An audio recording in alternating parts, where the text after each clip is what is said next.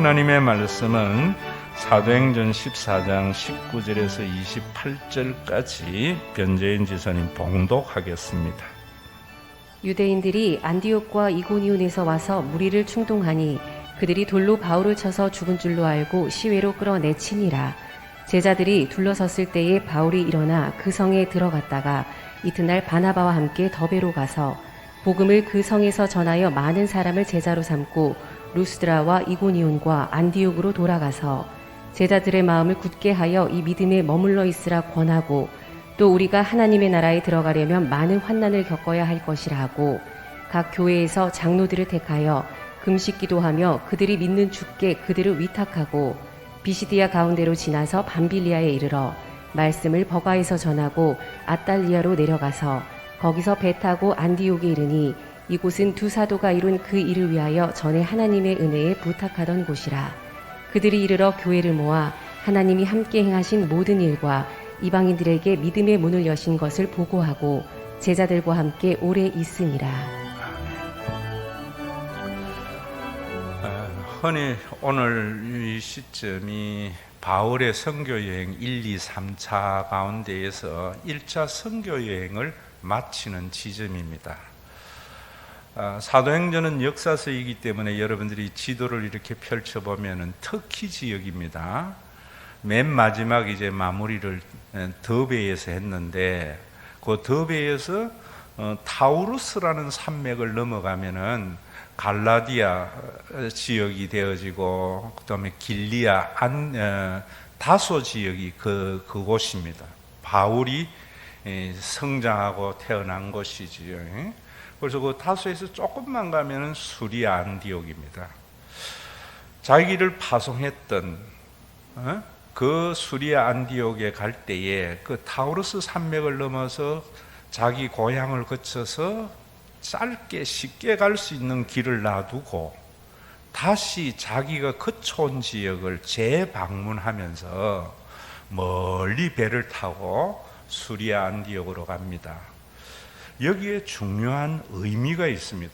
그 의미를 뭐라고 하는가 하면 21절에 보면은 복음을 그 성에서 전하여 많은 사람을 제자로 삼고 루스드라와 이고니온과 안디옥으로 돌아가서 뭐라는가 하면은 제자들의 마음을 굳게 하여 이 믿음에 머물러 있으라 권하고 또 우리가 하나님의 나라에 들어가려면 많은 환난을 겪어야 할 것이다.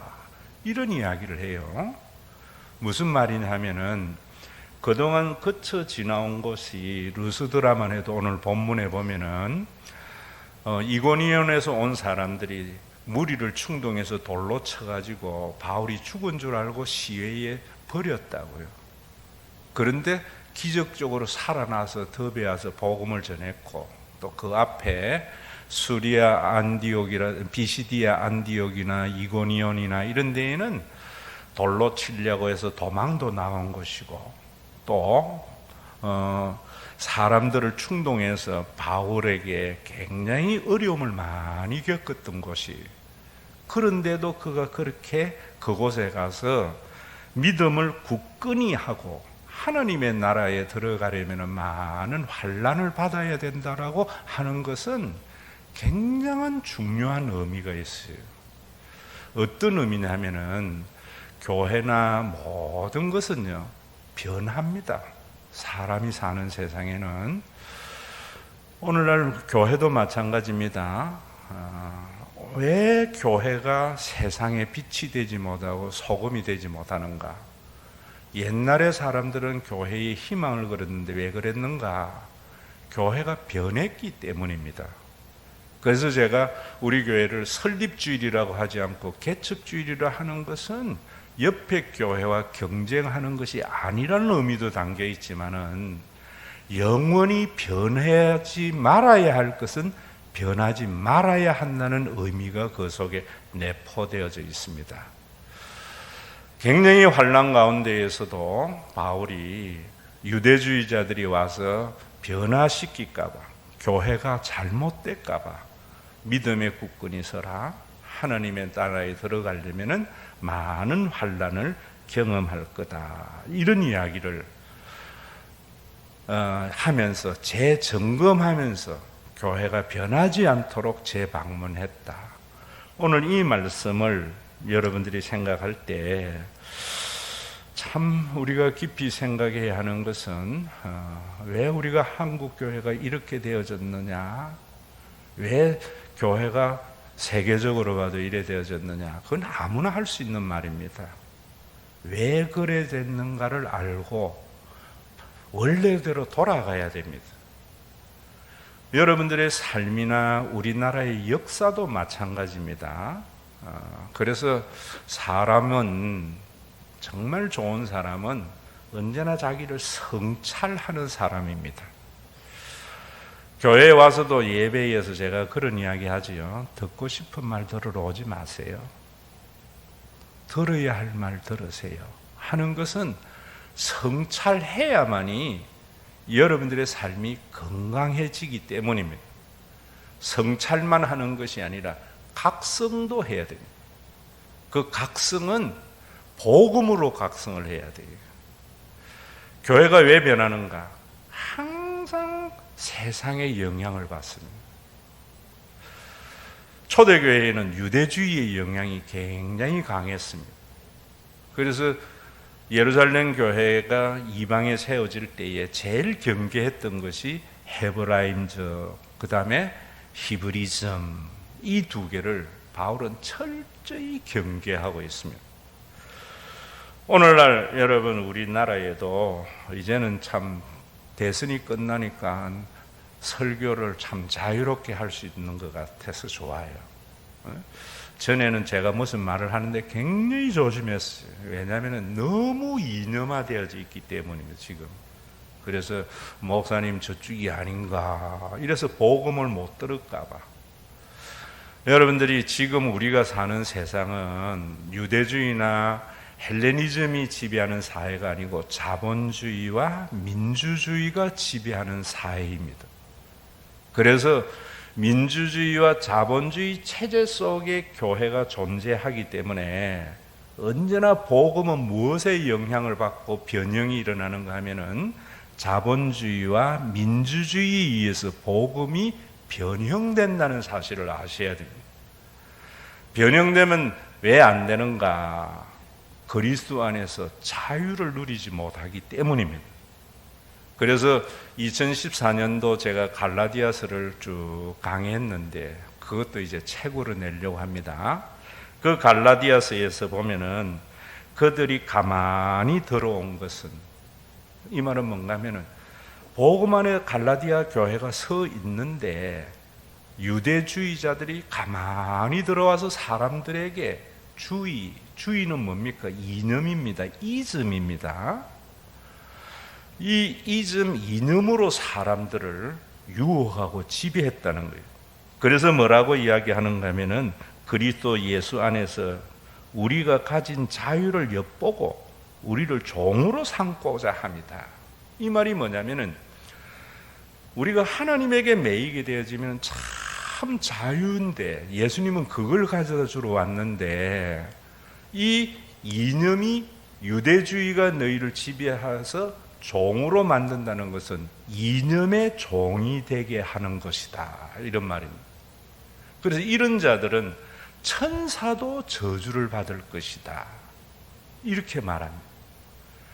다시 교회를 다니면서, 자기가 개척한 교회를 다니면서 바울이 점검했던 것은 무엇을 점검했는가 하면은 복음에 이념이 섞여서 이상하게 흐를까봐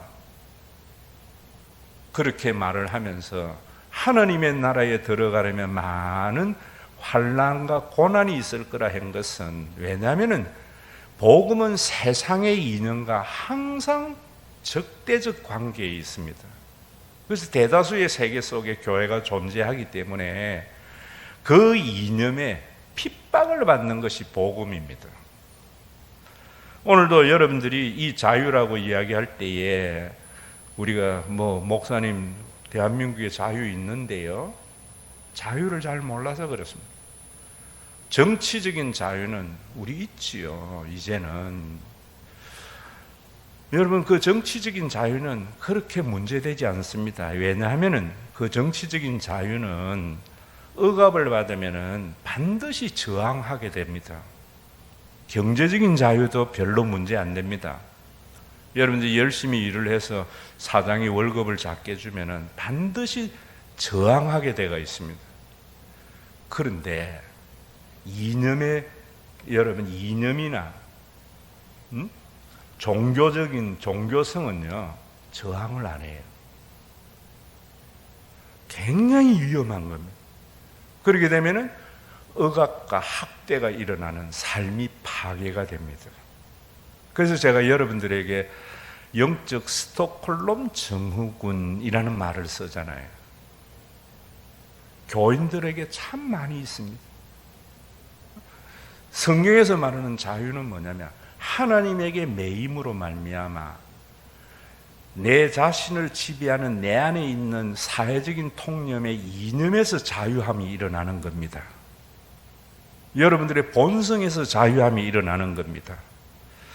여러분들의 자녀가 미래에 대해서 걱정이 되지요? 매여 있기 때문입니다.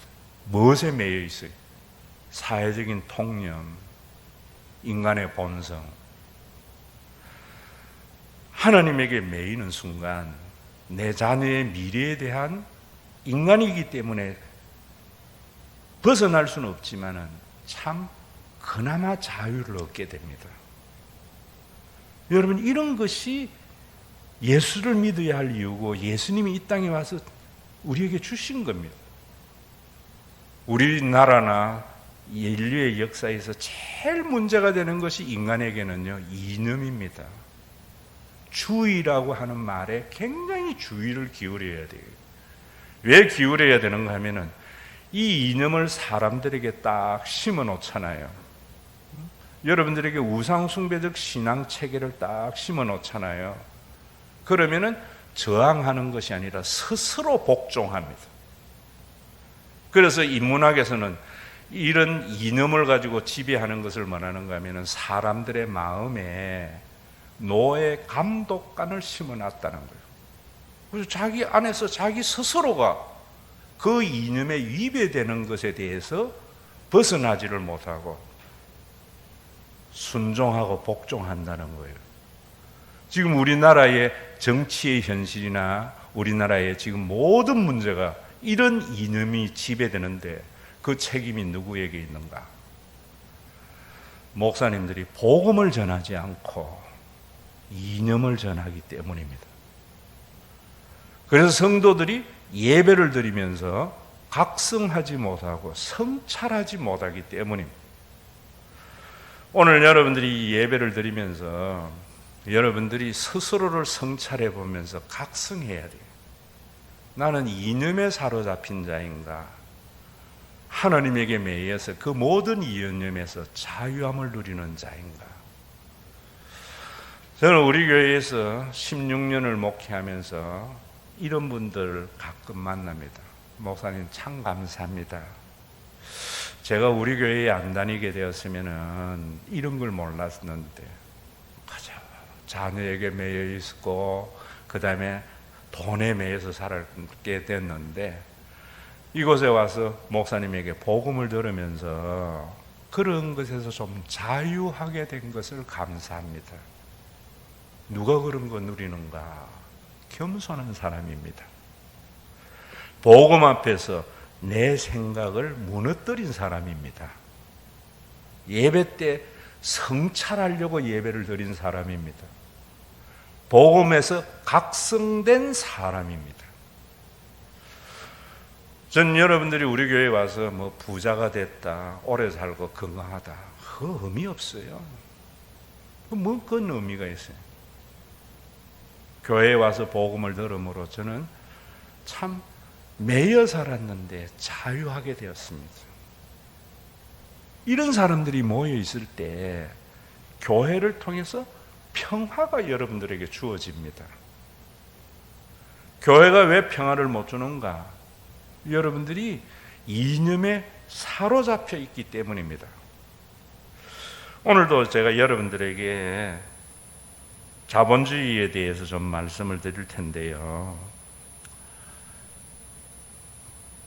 지금 서구의 의식 있는 인문학자들은요, 자본주의는 지속 가능한가? 이 질문을 가지고 끊임없이 연구하고 해요. 근데 우리나라는 자본주의를 신봉해요. 그래서 지난 주일 제가 여러분들에게 사람은 추종하지 마세요. 하나님만을 추종하세요. 이순신도 존경할 만하지만은 추종해서는 안 됩니다. 라고 이야기하는 겁니다. 아무리 좋은 이념도 어두운 그림자가 있습니다. 그런데 교회에 다니는 목사님들이나 교인들 들어보면 완전히 자본주의를 신봉해요. 자본주의는 아담 스미스에 의해서 시작이 되었지만 케인즈에 의해서 수정되고 지금도 계속 수정되는 것은 뭐냐면은 자본주의가 완벽하지 않기 때문입니다. 그래서 자본주의의 위기를 이야기할 때 두 가지 이야기합니다. 하나는 불평등, 하나는 기후위기. 먼저 기후위기를 여러분들에게 말을 하자면요, 기원 후 1800년 산업혁명 일어나기 전까지 인류는요 1800년 동안 생산량이 5배였답니다. 산업혁명 이후에 21세기가 도래하는 200년 동안 몇 배로 늘었는가? 20세기 도래하면서 100배로 늘었대요. 200년 동안. 그래서 여러분들이 20세기 이런 풍요가 없어요. 그런데 무엇이 문제냐? 목사님, 인간의 생산량의 증가는 어떻게 되는가 하면은 자연의 파괴의 결과입니다. 1800년 동안 생산량이 5배 느는 것은 문제가 안 됩니다. 왜냐하면은 자연은 자연 복원하는 능력을 하나님이 주셨어요. 200년 동안 100배로 성장하는 것은 자연의 복원의 임계점을 넘어서는 파괴가 일어나기 때문에 위기라는 겁니다. 우리나라는 이런 것에 대한 심각한 도전이 없지요. 이번에도 어떻게 하면은 잘 사는 것만 이야기할 때에 교회는 한숨 지어야 됩니다. 독일의 거전 선거의 가장 큰 이슈가 46%가 기후 문제였다고 합니다. 여러분, 지금 우리 지구가 200년 동안 1도 올랐다는데요. 지구가 언제 사람이 살 수 없는 환경이 되는가 하면은 폭염과 이런 것들로 1.5도로 낮췄습니다. 2도에서. 그 1.5도가 언젠가 2050년 정도라고 과학자들은. 그래서 과학자들은 뭐라고 이야기하는가 하면 22세기를 인류가 맞이할 수 있을까? 오늘도 제가 이런 이야기하는 것은 여러분들에게 겁을 주는 게 아니고요, 자본주의가 완벽한 것이 아니다. 그 지배에서 우리가 벗어나도록 교회가 각성되어져야 된다라는 말을 하는 거예요.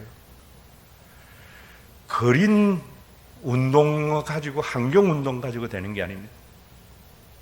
그건 극단적 잘못된 거로 가요.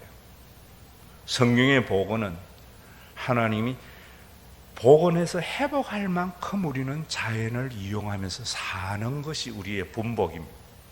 그게 창조주 하나님을 믿어야 할 이유입니다. 오늘도 여러분들이 이런 부분에 대한 각성, 왜 바울이 이렇게 사람들에게 다시 그 돌에 맞아 죽을 각오를 하면서 재방문해서 믿음 위에 굳게 서라고 했는가, 이런 것들 때문입니다.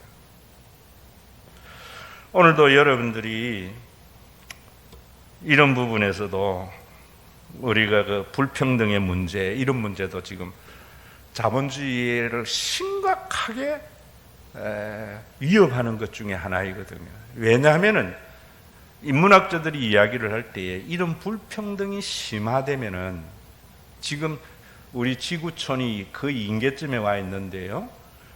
가난한 저개발 국가에는 반드시 군사 쿠데타가 일어난답니다. 부자 나라 선진국에는 파시즘이 기승을 부린대요. 지금 일본 같은 데 군국주의의 기승 이런 게 다 불평등으로 인하여서 일어나는 것들이거든요. 엄청난 불행이 우리 속에 닥치는 거지요. 그런데도 우리가 이번 대선을 보면서 이건 완전히 이념의 경쟁이었잖아요. 그런데 진짜로 여러분들 인문학자들은 우리나라에 보수와 진보 아니라는 거예요. 두 보수가 적대적 공생관계로 주고받는 거래요. 우리나라의 진보는 정의당 하나밖에 없대요. 왜 그러면 이게 이런가 하는 것도 여러분들이 오늘 제가 말씀을 드릴 거예요. 역사의 몰이해라는 게 있지요. 그 왜 몰이해가 일어납니까? 이념으로 보기 때문입니다. 성경도 교리로 보기 때문에 성경의 본질을 못 보는 겁니다. 기독교의 역사에 교리적으로 접근하기 때문에 몰이해가 일어나는 겁니다. 우리나라의 몰이해를 여러분들에게 잠깐 말씀드리면은 보세요. 우리 민주화의 두 거두 김영삼, 김대중 대통령이 있습니다. 우리는 김대중 대통령은 성공한 대통령이고 김영삼 대통령은 실패한 대통령으로 사람들에게 각인되어져 있습니다. 그런데 여러분, 오늘이 여러분들이 누리는 많은 평등으로 인한 부유함은 김영삼이 만든 거예요. 어떻게? 군정종식, 하나의 척결. 누구도 할 수 없는 일을 했습니다. 피 흘림이 없이 군인에게서 기득권을 가져왔습니다. 여러분, 금융실명제 때문에 얼마나 이 세상이 밝아졌습니까? 그 모든 것이 IMF 때문에 묻혀버린 거예요. 얼마나 우리 인간들은요, 왜곡된 시선이 있는가를 알아야 돼요. 하나님을 믿으면은 이념이 거침으로 말미암아 왜곡된 시선이 아니라 팩트를 보게 되어져요. 팩트를. 교회가 희망인 것은 여기에 이유가 있는 겁니다. 김대중 대통령 모든 것에 명함이 있습니다. IMF 하나 해결 잘 하셨어요. 그런데 지금 우리의 어두운 그림자는 전부 그때부터 시작이 됐습니다. 어떻게? IMF가 우리나라에 기금을 빌려주면서 요구했던 것이 재벌 해체였습니다. 안 했어요. 왜 안 했는가? 국민들의 겁모으기,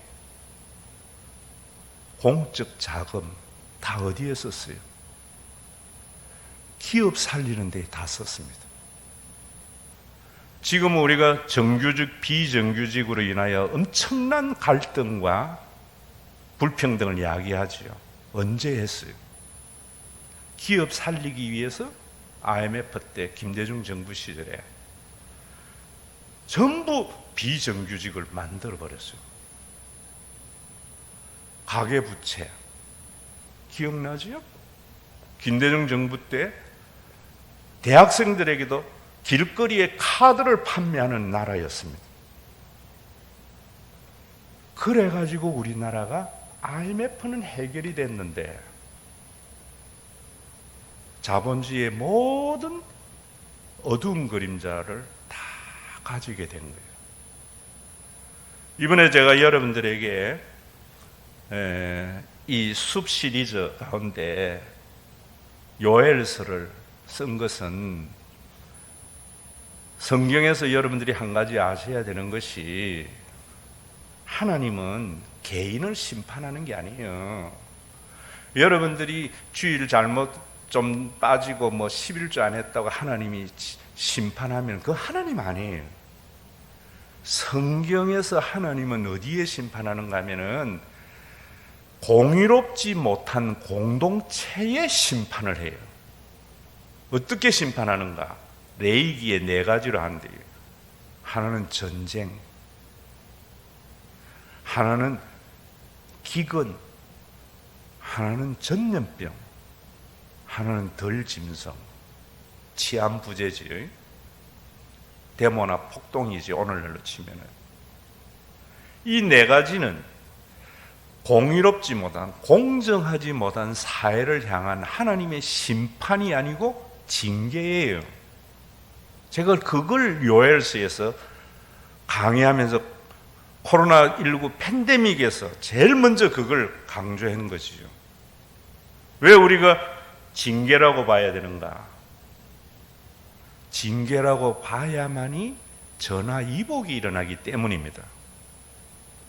우리가 코로나19를 사회는 어쨌든 간에 극복하려고 발부둥 쳤습니다. 그래서 어느 정도 극복이 되지만 하나님이 극복하시는 거예요. 지금 일상화되는 것도. 그 극복된다고 해서 모든 게 되는 겁니까? 코로나19로 인하여 우리가 전화위복, 공정하지 못했던 세상을 공정하게 하는 것으로 가야 됩니다. 어떻게? 이념에 지배받지 않고 하나님에게 매임으로. 그게 복음입니다. 교회가 이런 메시지가 있었느냐 말입니다. IMF, 하나님의 징계입니다. 모두 다 극복만 관심을 가지고 있습니다. 코로나도 그래서 K방역만 자랑을 하는데 K방역 자랑이 아니고요. 우리는 코로나19를 통해서 공정한 나라로 나아갔다. 하나님의 징계의 손길을 통해서 우리가 그걸 느꼈다. 이렇게 되어져야 됩니다. 이렇게.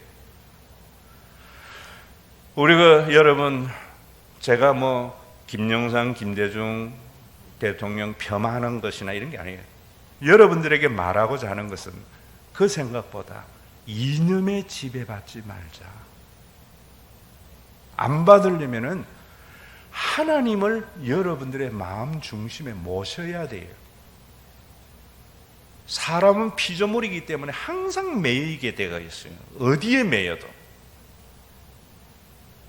그래서 예수님이 경고했지요. 말세가 되면은 멸망에 가정한 것이 거룩한 보좌에 앉을 거다.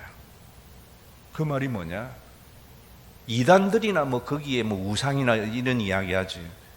복음을 제대로 아는 사람은 우리의 보좌에, 마음의 보좌에, 우리를 지배하는 마음의 중심에 멸망에 가정한 것, 인간이 만들어 놓은 이념이 지배하게 된다. 그게 세상의 끝입니다. 오늘도 여러분들이 이런 부분에서 우리가 한국교회,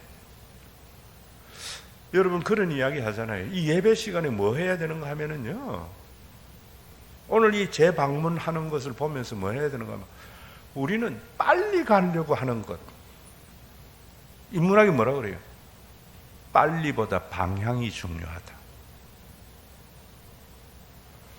자기 성찰이라는 것은 내가 가고 있는 길이 바른 길인가?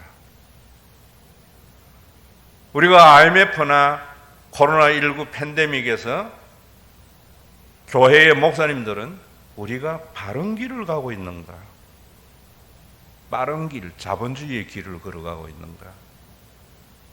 극복의 길을 걸어가고 있는가? 위기 극복은 방향이 잘못됐습니다. 전화위복으로 가야 됩니다. 우리가 노력 안 해도 위기는 극복되게 되어 있어요. 하나님에 의해서. 인간이 노력을 하면은 위기의 기회는 짧아질 수 있어도 방향이 잘못되기 때문에 우리가 치른 대가에 대한 아무런 소득이 없게 됩니다. 오늘 여러분, 바울이 왜 그렇게 믿음 위에 굳게 서라고 했는가 하는 것을 아셔야 된다고요. 믿음 위에 굳게 선다는 것은 하나님이 함께 하시면 능치 못할 것이 없어, 이게 아니고요. 어떠한 이념에도 지배받지 않는 마음입니다. 온전히 하나님만이 나를 지배하도록, 그리스도만이 나를 지배하도록 하는 것이 교회의 사명입니다. 우리 교회에 제가 설교하면서도 이야기했잖아요. 한국 교회가 언제부터 잘못되어졌는가. 옛날에는 한국 교회 그리 안 컸습니다. 커봐야 한 300명 되는 교회였습니다. 그때에는 새 가족이 오면은요, 교회 와서 너무 행복하다, 이런 사람이 너무나 많았어요. 언제부턴가 한국 교회가 그렇게 자랑하는 74년 빌리그램의 엑스폴로 74부터 한국 교회는 멸망의 길로 걸어갔습니다. 실용주의가 지배했어요. 자본주의가 지배했습니다. 민주주의가 교회를 지배하기를 시작했습니다. 그 꽃이 80년대 복음주의, 이름을 제가 들어서 죄송하지만 옥하넘, 하용조 이런 분들이 교회를 브랜드화했잖아요. 그분들의 긍정적인 것은 제가 말 안 해도 알잖아요. 본질적인 것에 대한 문제가 있었습니다. 저도 그 시대에 신학을 했지만은 성찰했어야 돼요. 각성했어야 돼요. 뒤늦은 성찰과 각성으로 신과 회복 있는 교회가 세워진 겁니다. 브랜드는 질과 상관없이 엄청난 대가를 사람들이 지불합니다. 그리스도 안에서의 자유와 복음의 평안과 상관없이 브랜드를 보고 엄청난 헌신과 대가를 지불해서 엄청난 교회를 만드는 거예요. 오늘도 여러분, 바울이 왜 다시 그 위험을 감수하면서 하나님의 나라에 들어가려면은 많은 환난을 겪어야 된다고 하면서 믿음에 굳게 서라 한 것은 이념에 지배받지 않다. 자본주의의 어두운 그림자를 교회를 통해서 상쇄해야 됩니다. 그런 것이 2040 비전의 기초입니다. 두 번째로 여러분, 거기에 보면은 각 교회에서 장로를 택하여 금식기도 하며 그들이 믿는 주께 그들을 위탁하고 이리 돌러서 그 다음에 뭐라는가 하면 27절에요. 그들이 이르러 교회를 모아, 지금 이제 수리아 안디옥에서 왔습니다. 하나님이 함께 행하신 일과 이방인들에게 믿음의 문을 여신 것을 보고하였다. 굉장히 중요한 말입니다. 오늘 우리 한국교회는 어디서부터 잘못되는가 하면 간증에서부터 교인들의 신앙이 왜곡되기를 시작합니다. 나는 이래 믿어서 복 받았다는 것. 간증이 아니고 견증입니다.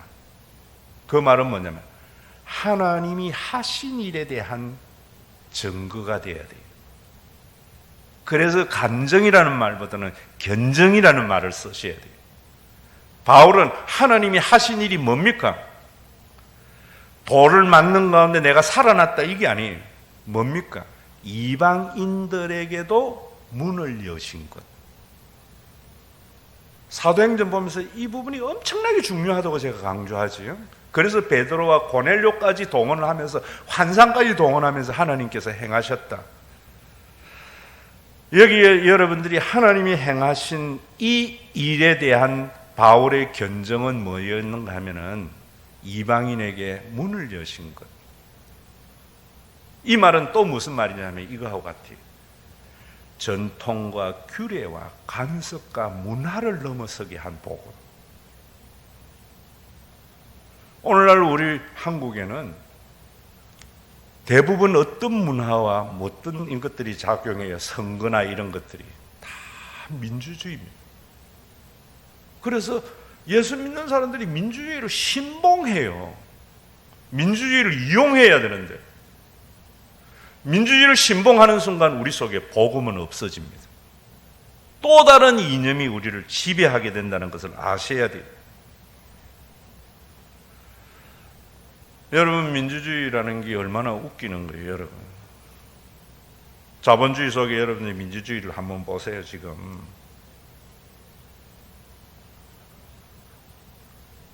앞에도 제가 이야기했지. 우리나라 두 당은, 거대 두 당은 둘 다 보수라고. 주고받는 기라고. 적대적 공생관계라고. 어떻게? 자기 진영을 만들어서. 어떻게 자기 진영을 만드는가? 한쪽은 우리는 보수라는 단어로, 한쪽은 진보라는 단어로 속이는 겁니다. 한쪽도 보수도 아니고 한쪽도 진보도 아니에요. 과두 정치만 만들어내고 있지요. 누가 깨뜨리는가? 교회가 이념을 넘어서게 합니다. 세상 어디에도 안 되는 겁니다. 어떻게 넘어서게 하는가? 교회를 왜 만든가? 교회는요, 공론장이에요. 자, 여러분 보세요. 이념은 어떻게 생기는가? 말로 사람을, 이념을 만들어서 지배해요. 교회는 복음은 말로 사람들에게 복음 안에 들어오게 해요. 둘 다 말입니다. 이념은 거짓된 용어입니다. 보수가 아니면서 보수라 그래요. 진보가 아니면서 진보의 진영으로 만들어버려요.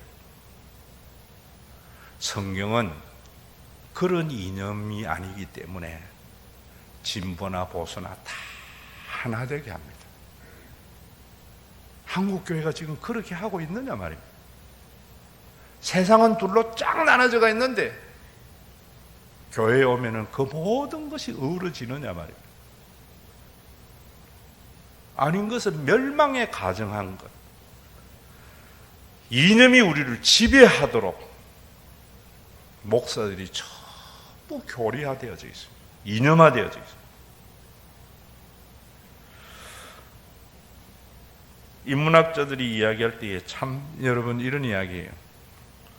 선거를 하면 민주주의에서 항상 진보가 이겨야지. 왜 이겨야 돼요? 우리 교회만 해도요, 대부분 노동자 월급쟁이고요, 대부분 소상공인입니다. 보수는 낙수효과로서 사회를 유지하려 하잖아요. 기업인들이나 기득권층입니다. 그런데 투표를 하면은 팽팽하죠. 왜 팽팽한가? 이걸 계급 배반 투표라 그래요. 자기는 노동자인데 있는 사람 표 찍어주는 거. 왜 찍어주는가? 이념을 만들어 놨다는 거죠. 내 안에 노예 감독관을 심어놨다는 거지. 이념이라는 것으로. 여러분, 이런 부분에서도 우리가 복음 안에 있으면은 역사를 제대로 봐야 돼요. 이번에 대통령 됐는데도 여러분들이 이런 부분으로 깨우쳐서 새로운 새 시대를 맞이해야 돼요. 왜 이번에 더불어민주당이 정권을 잃었는가? 선지자적인 안목으로 목사로 볼 때예요. 왜 잃었는가? 문재인과 그 주변에 있는 사람 때문입니다. 왜 그것이 그랬는가? 노무현의 반면교사라고 봐요. 노무현은 대통령이 되고 난 뒤에 마지막 정권을 말기에는요, 거의 한 자리로 떨어졌습니다. 인기가.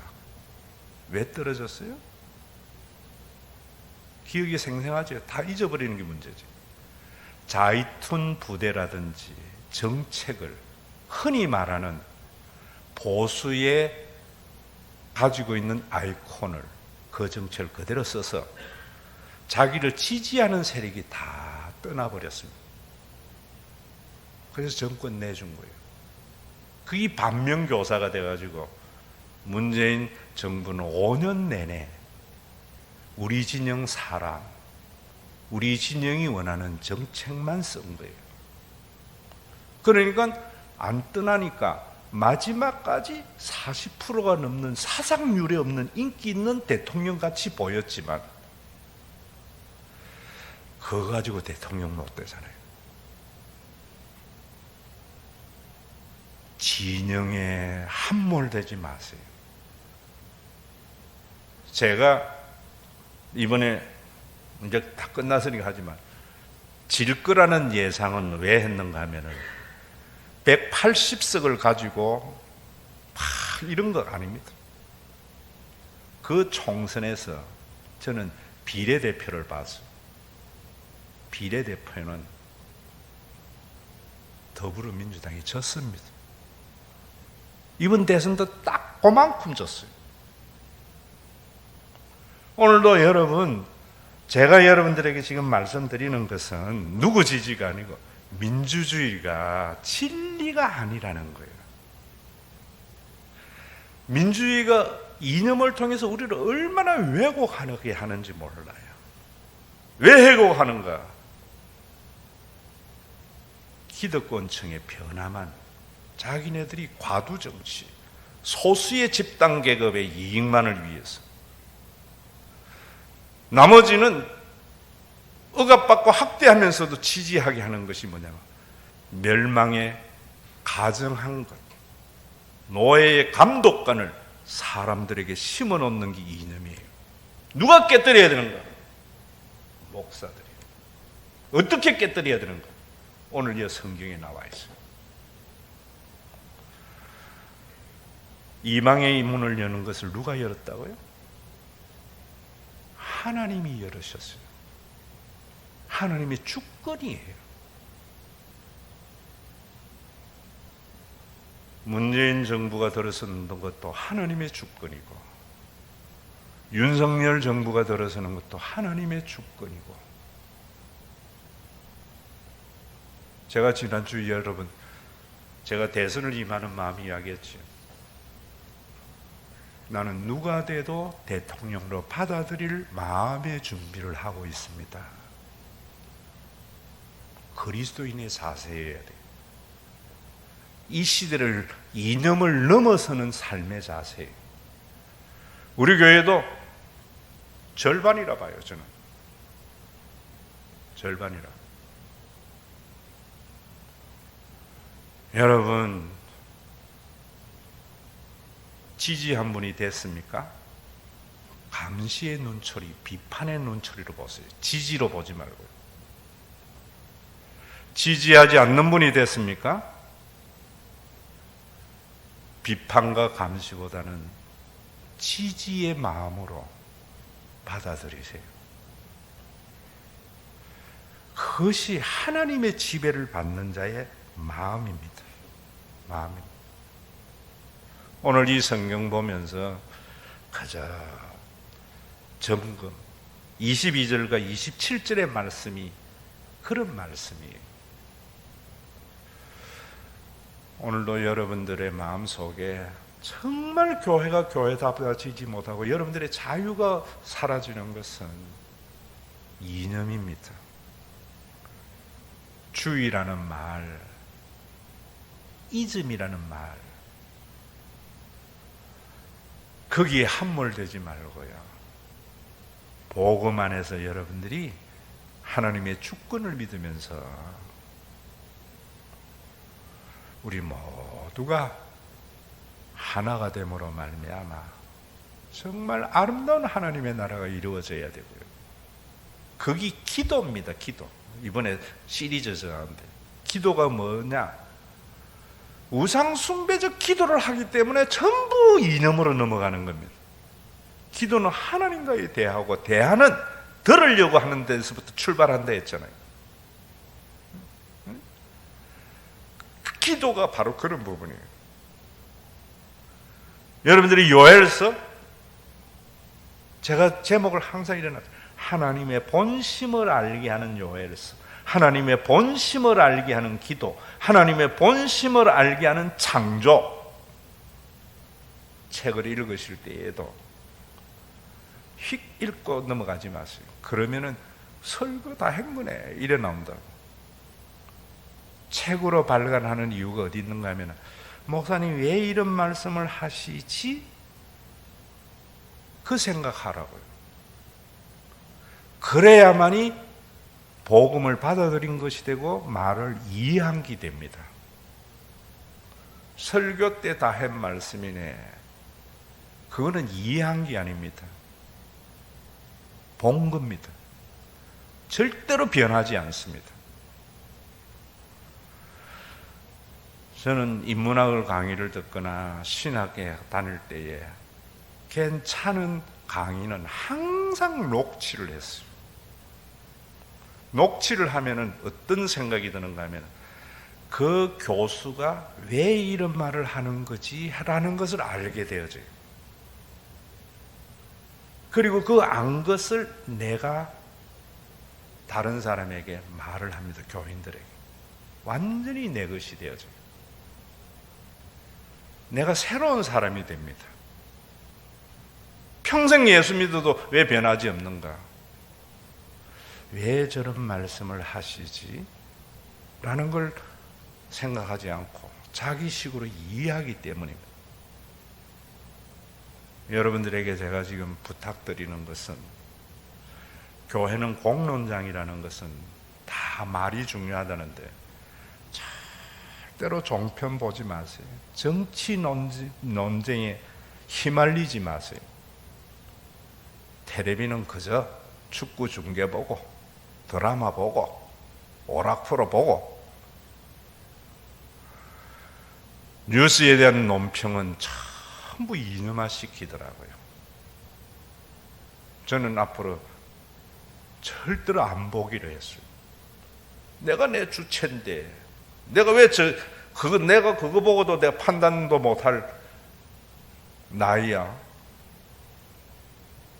제가 설명 안 해줘도 다 아는데. 우리 사회를 지배하는, 이념으로 지배하는 공론장이, 여러분 생각해 보세요. 종편 생기면서 쫙 갈라집니다.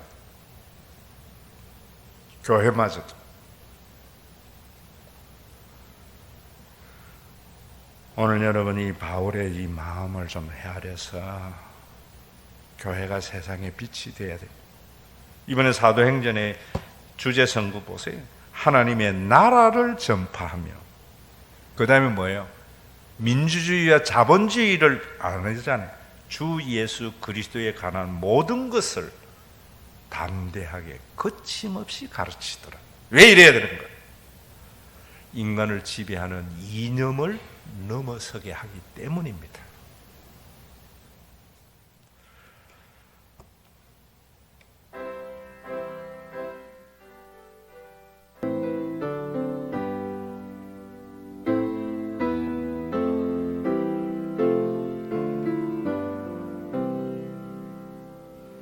내 주는 강한 성이요 방패와 병기 되시니 큰 환난에서 우리를 구하여 내시리로다.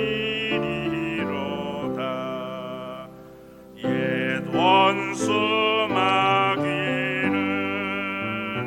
이때도 힘을 써 모략과 권세로 무기를 삼으니 천하에 누가 당하랴.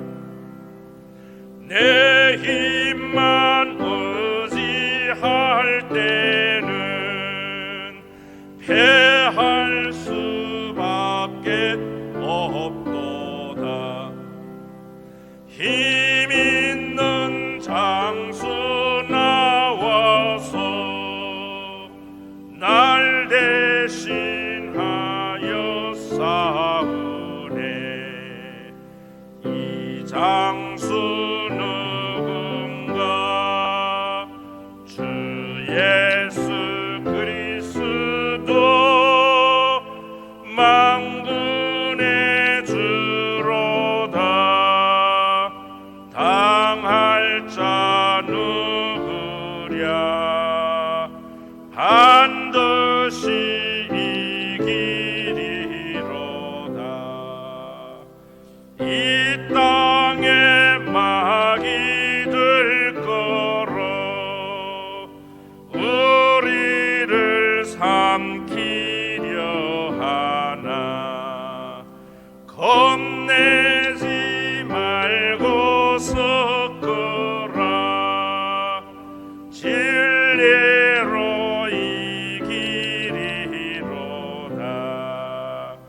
친척과 재물과 명예와 생명을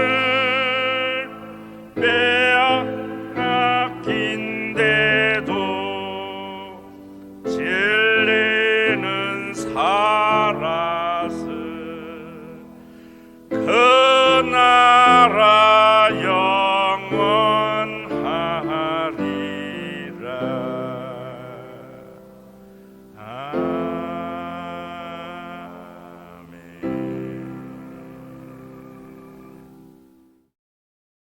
우리 주 예수 그리스도의 은혜와 아버지 하나님의 사랑하심과 성령님의 감동하심이 사람을 추종하지 않고 이념에 지배받지 않고 하나님의 주권을 인정하고 복음의 지배를 받음으로 말미암아 자신을 얽어매는 많은 것들에서 자유하게 된 믿음의 권속들과 이들이 모여 있어서 불평등과 기후위기야 인류의 암울한 미래 속에 한 줄기의 빛이 되기를 원하는 신과 회복 있는 교회 위에 이념으로 쫙 갈라진 대한민국을 하나로 만들 복음 위에 굳게 선 신과 회복 있는 교회 위에 온전한 하나님의 나라가 임할 재림의 그날까지 함께 있을지어다.